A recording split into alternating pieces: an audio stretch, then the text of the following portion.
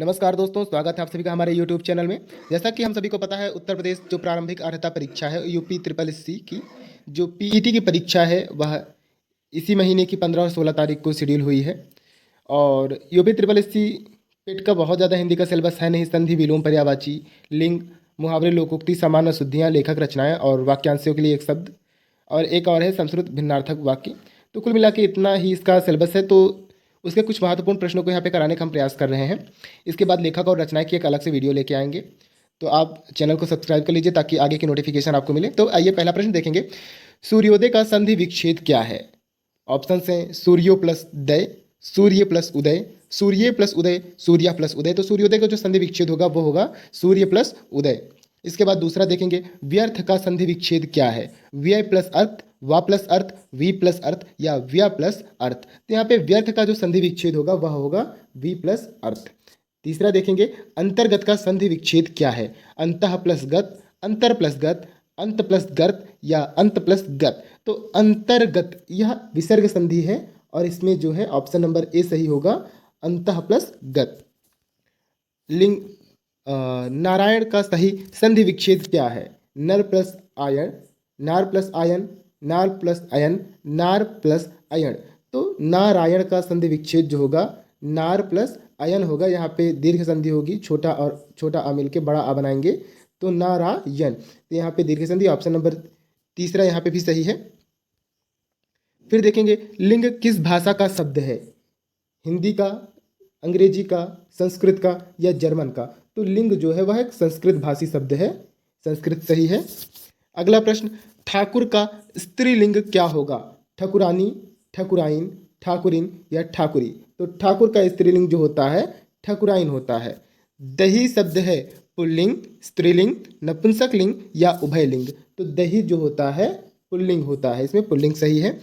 अश्व का पर्यायवाची शब्द है घोटक, अनंत, सुरपति या दिनकर? तो अश्व का जो पर्यायवाची है वह घोटक है। अगला प्रश्न देखेंगे, निम्नलिखित में से कौन समुद्र की पर्यायवाची नहीं है? सागर, रत्नाकर, नीरज या जलधि? तो समुद्र की पर्यायवाची ये तीनों है, लेकिन नीरज जो है यह समुद्र की पर्यायवाची नहीं है। तो समुद्र की नियत ये है किसकी? नीरज होती है कमल की पर्यायवाची। आगे बढ़ेंगे, निम्नलिखित में से कौन सा गणेश का पर्यायवाची नहीं है? गणपति, करिवरवदन, चंद्रचूड़ या विनायक?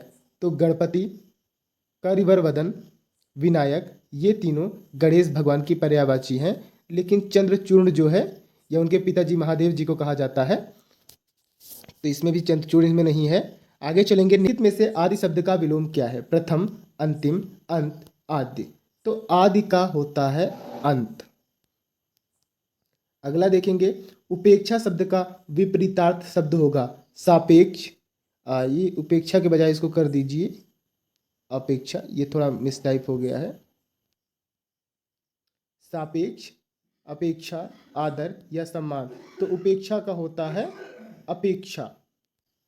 आगे बढ़ेंगे, निम्न में से निंदा शब्द का विपरीतार्थक है दोषारोपण, कृतज्ञ, स्तुति या सम्मान? तो निंदा का होता है स्तुति। आगे बढ़ेंगे, मितभाषी शब्द का विपरीतार्थक शब्द क्या है? वाचाल, मूक, सौम्य या स्वच्छंद? तो मितभाषी किसको कहते हैं? कम बोलने वाले को मितभाषी कहते हैं। मितभाषी यानी कम बोलने वाला, और वाचाल कहते हैं ज्यादा बोलने वाले को। तो मितभाषी का विलोम वाचाल हो जाएगा। आगे देखेंगे, आकर शब्द का सही अर्थ, आकर शब्द के सही अर्थ के विकल्प का चुनाव करें। न करने योग्य, न जाने योग्य, खान या नगर? तो आकर होता है खान।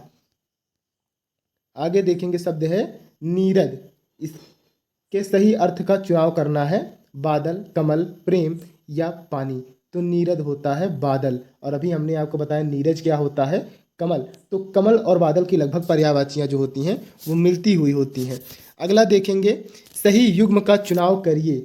चाप धनुष, चाप वृत्त, चाप दाग, चाप रेखा? तो सही युग्म बनेगा चाप धनुष का। फिर से देखिए, सही युग्म का चुनाव करना है। पाश बंधन, पास निकट, पाश सास। यहाँ पे भी ये थोड़ा मिसटाइप है, यहाँ पे फिर वाला सा रखिए। पास निकट, पास पलाश। तो यहाँ पे पास बंधन, ये युग्म सही है और इसको अगर ये वाला सा रखेंगे तो ये भी सही हो जाएगा। आगे बढ़ेंगे। नींद पर विजय प्राप्त करने वाला के लिए एक शब्द होगा मितभाषी, सुषुप्त, गुड़ाकेश या शयनागार। तो नींद पर विजय प्राप्त करने वाला, इसके लिए एक शब्द होता है गुड़ाकेश। नींद पर किसने विजय प्राप्त किया था? अर्जुन ने। किसने? अर्जुन ने प्राप्त किया था। अर्जुन को गुड़ाकेश भी कहा जाता है। आगे देखेंगे। छाती के बल चलने वाला, इसके लिए एक शब्द क्या होगा?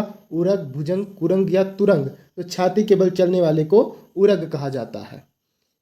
एक आखिरी प्रश्न बचा हुआ है। सिर से लेकर पैर तक के लिए एक शब्द क्या होगा? शिरस्त्राण, आपाद मस्तक, सिरोधार्य, मस्तकापाद। तो सिर से लेकर पैर तक के लिए एक शब्द होता है आपाद मस्तक। तो ये पेट की परीक्षा में जो सिलेबस निर्धारित है उसके लिए कुछ महत्वपूर्ण प्रश्न थे। इसके बाद भी और लगातार वीडियोज़ आएंगे तो आप चैनल को सब्सक्राइब कर लीजिए। तब तक के लिए good bye, take care and thanks for watching.